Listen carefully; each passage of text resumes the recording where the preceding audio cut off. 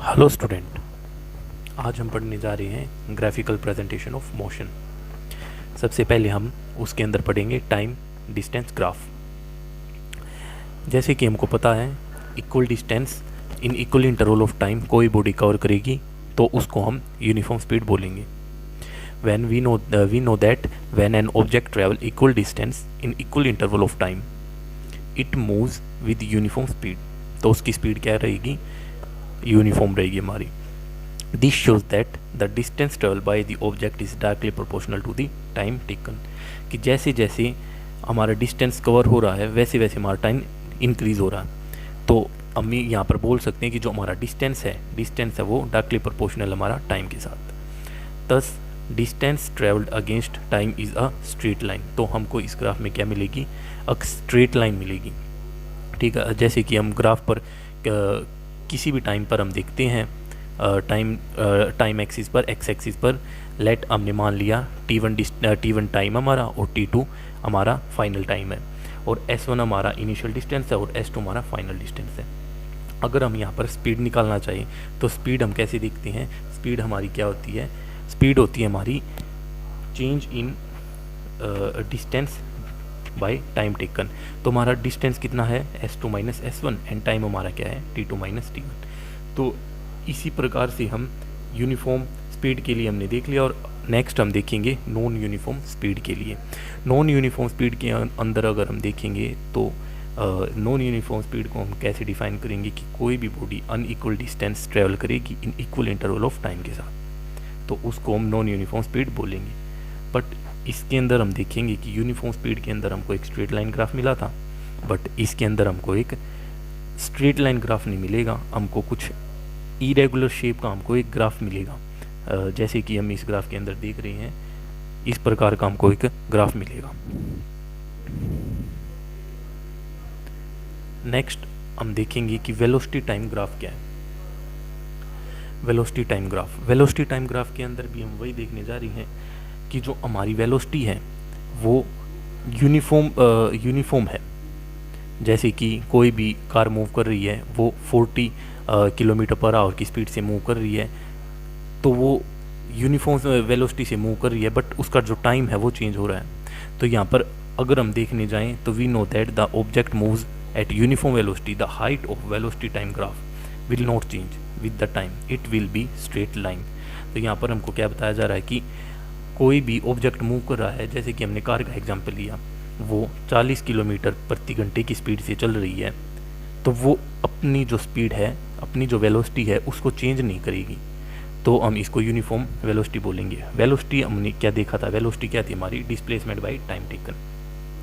तो हमने यहाँ पर कि कोई भी 2 पॉइंट पर मान लिया, इनिशियल वेलोसिटी A मान ली, फाइनल वेलोसिटी हमने B मान ली।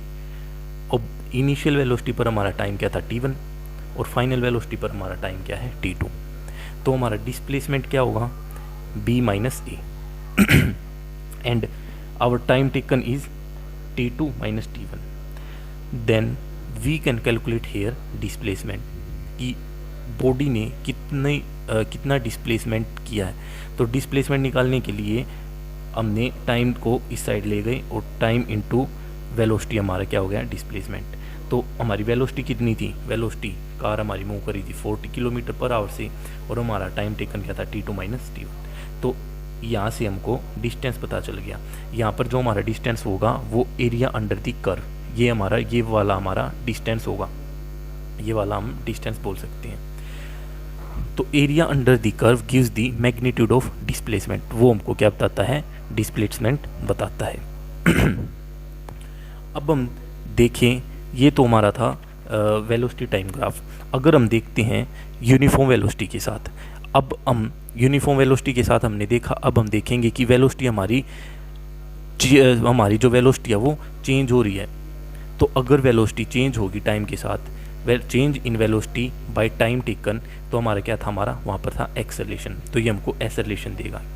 कौन सा एक्सेलरेशन, यूनिफॉर्म एक्सेलरेशन, क्योंकि यहाँ पर हमारी जो वेलोसिटी है वो इक्वल डिस्टेंस कवर कर रही है इक्वल इंटरवल ऑफ टाइम में। मीन्स जो हमारी वेलोसिटी है वो हमारी यूनिफॉर्म है, वो हमारी चेंज तो हो रही है but equal interval of time के अंदर। तो यहाँ पर जो हमने देखा है, हमने कोई भी पॉइंट मान लिया ए और ई पॉइंट, ए पॉइंट को हमने टाइम ग्राफ पर कंबाइन कर दिया और ई पॉइंट को हमने नेक्स्ट पॉइंट पर टाइम टी, जो हमारा टी टू फाइनल टाइम है, वहाँ पर हमने इस लाइन को ज्वाइन कर दिया ऑन टाइम एक्सिस। और इस साइड हमने वेलोसिटी पर हमने फाइनल वेलोसिटी और ए को हमने इनिशियल वेलोसिटी के साथ जोड़ दिया। तो यहाँ पर अगर हम देखें तो जो हमारा एरिया अंडर द कर्व है वो हमको क्या दे रहा है, डिस्प्लेसमेंट दे रहा है, वो हमको क्या दे रहा है, जो डिस्टेंस ट्रेवल है वो हमको दे रहा है। तो S is equal to area of A B C D E, area of triangle, हमारा एरिया ऑफ ट्रायंगल यह होगा A B C D plus area of हमारा जो ये ट्रायंगल है, ये हमारा था rectangle A B C D, और ये होगा हमारा ए डी ई, हमारा होगा ट्रायंगल। अगर इन दोनों के एरिया को सम करते हैं तो हमको डिस्टेंस मिल जाएगा। The distance S travel by the car will be given by area A B C D E, ये हमको यहाँ पर मिल जाएगा। Velocity time graph non uniform accelerated motion के लिए अगर हम देखते हैं तो हमको एक इरेगुलर पैटर्न देगा, बिकॉज यहाँ पर हमारी जो वेलोसिटी है वो चेंज हो रही है टाइम के साथ। नेक्स्ट हम देखेंगे कि equations of motion. Equations of motion हमारे पास 3 तरह की इक्वेशन ऑफ मोशन है। पहले हम फर्स्ट को डिस्क्राइब करेंगे। जैसे कि हम देख रहे हैं हमारे पास ये ग्राफ है, इस ग्राफ को हमने एक्स एक्सिस पर लिया है टाइम और वाई एक्सिस पर हमने क्या लिया है, वेलोसिटी। अब टाइम लिया हमने इधर, तो हम यहाँ पर देख रहे हैं कि ए पॉइंट से हमारा जो ग्राफ है वो शुरू हो रहा था, उससे पहले हमारी क्या थी, वेलोसिटी, इनिशियल वेलोसिटी थी, जिसको हमने यू डिनोट किया। इस ए पॉइंट से हमारी जो वेलोसिटी है वो चेंज हो रही है और कुछ ई पॉइंट तक जा रही है। इस ई पॉइंट के पास जो वेलोसिटी होगी हमारी फाइनल वेलोसिटी होगी, वो होगी हमारी v। ठीक है, अब हमने देखा जो हमारी वेलोसिटी है वो यहाँ पर पहुँच रही है। ठीक है, अब हमारा जो ऑब्जेक्ट है इधर पहुँच गया, तो हम इस पॉइंट को टाइम एक्सिस पर मिलाएंगे और हमको एक नया पॉइंट मिलेगा C, और हम B पॉइंट से एक लाइन ड्रॉ करेंगे parallel to OC which is our EB। From this graph BC, जो हमारी B और C है उसको हम कैसे लिख सकते हैं, BD और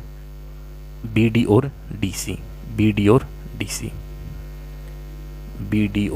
DC।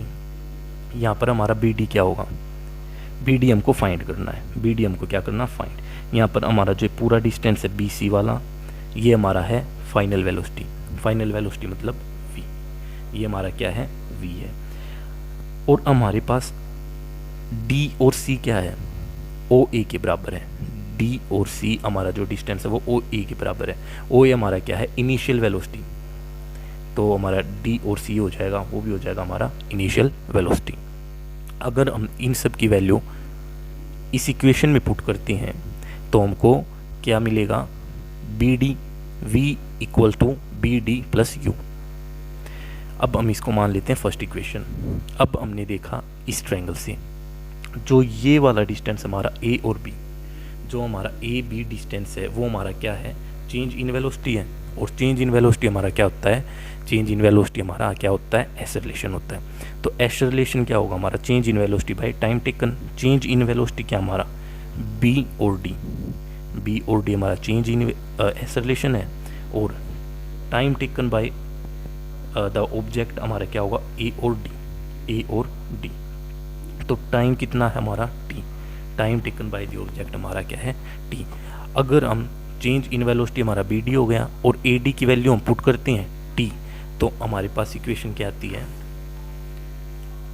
A equals to BD by OC। अब हम OC की वैल्यू पुट करेंगे T, यहाँ से हमने निकाली value BD is equal to 80।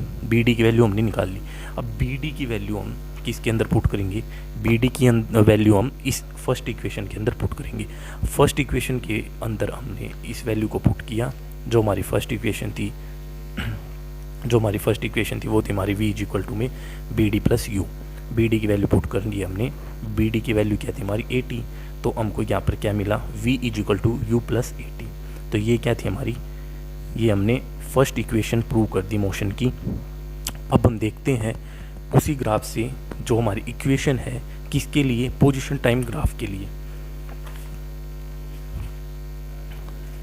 जैसे कि हमने इस ग्राफ में देखा, अब हमारे पास क्या है, अब हमने पोजीशन टाइम ग्राफ देखना कि पोजीशन क्या है जो हमारा ऑब्जेक्ट है उसकी। तो हमने लेट के an object travel a distance S distance travel करता है टाइम टी के अंदर एक यूनिफॉर्म एक्सेलरेशन के अंदर, मीन्स जो उसकी वेलोसिटी है वो उसकी वेलोसिटी यूनिफॉर्मली चेंज हो रही है किसके साथ, टाइम के साथ।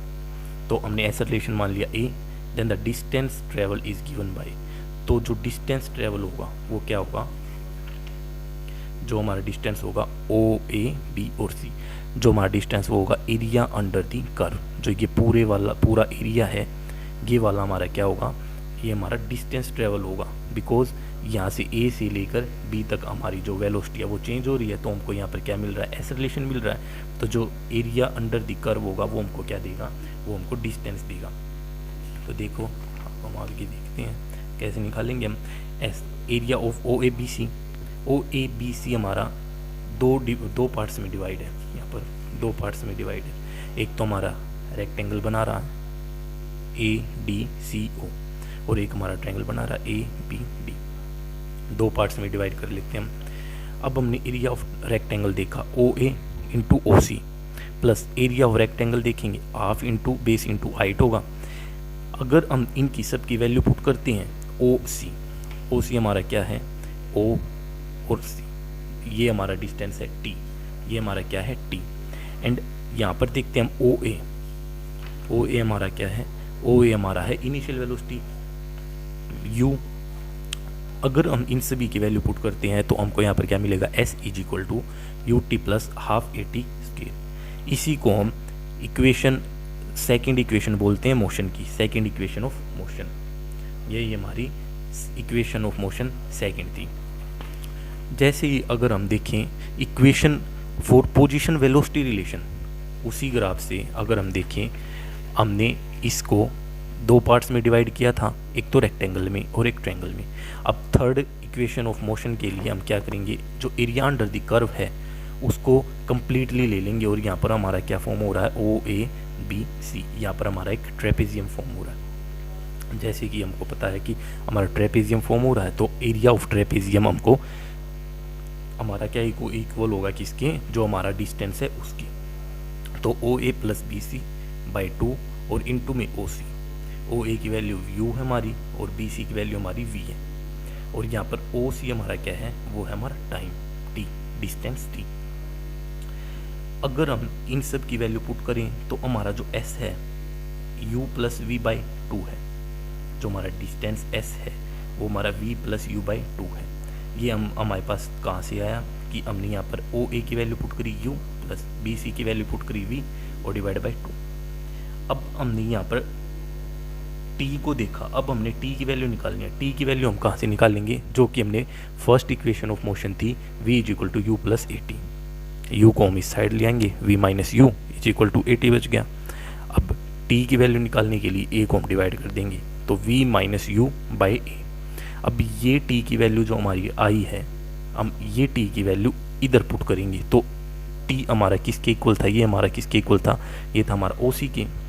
अब ओ सी की वैल्यू हमको मिल गई है, और इसकी वैल्यू ये हमको पता ही था, ये वाली हमको पता है।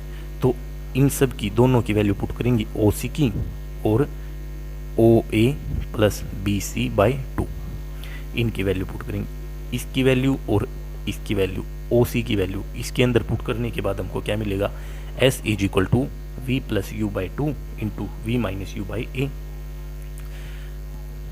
We plus u into v minus u, ये हमको कुछ याद आ रहा है कि हमारा एक ऐसा फॉर्मूला होता था, A square minus B square is equal to A minus B और ए प्लस बी।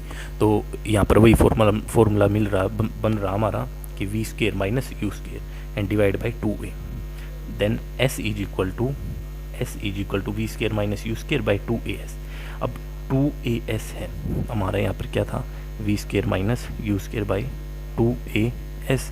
अब जो ये 2as है, 2a है हमारा, इस 2a को हम इस साइड ले आएंगे, तो ये हमारा क्या बन जाएगा, v square minus u square by 2as। ये हमारी क्या है, थर्ड इक्वेशन ऑफ मोशन है। Thank you.